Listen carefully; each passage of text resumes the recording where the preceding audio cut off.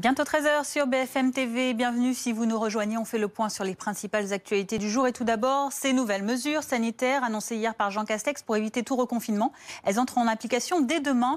Il sera notamment plus difficile de voyager à l'étranger ou encore de faire son shopping. Olivier Boulinck.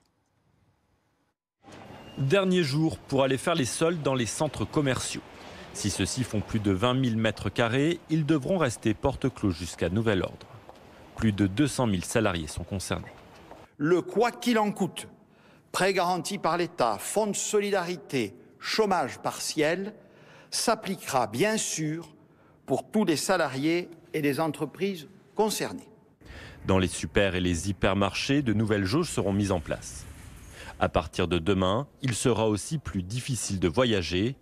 Il faudra un motif impérieux pour se rendre dans un pays hors de l'Union européenne, mais aussi dans tous les territoires ultramarins français.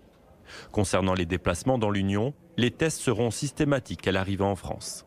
Toute entrée en France à partir d'un pays de l'Union européenne sera conditionnée à la réalisation d'un test PCR, à l'exception des travailleurs transfrontaliers. Le Premier ministre a annoncé un renforcement des contrôles policiers pour veiller au respect du couvre-feu à partir de 18 h. Dans le viseur des autorités, l'organisation de fêtes clandestines et l'ouverture illégale des restaurants. Les dérives de quelques-uns ne sauraient ruiner les efforts de tous.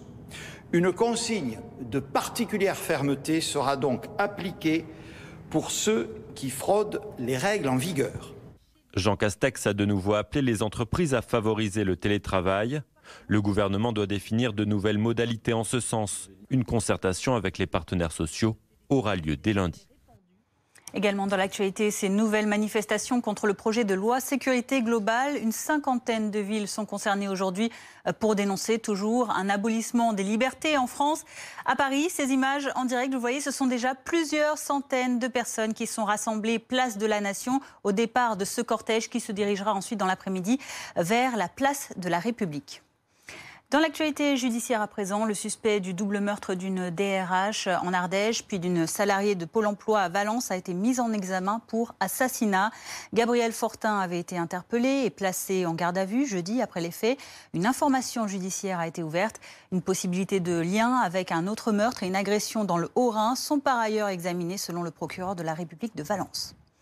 Dans l'affaire du passage à tabac du jeune Yuri, 15 ans, à Paris, le 15 janvier dernier, le procureur de la République annonce qu'à l'issue de leur garde à vue, 8 mineurs et un majeur ont été déférés hier au tribunal judiciaire de Paris aux fins d'ouverture d'une information judiciaire aujourd'hui.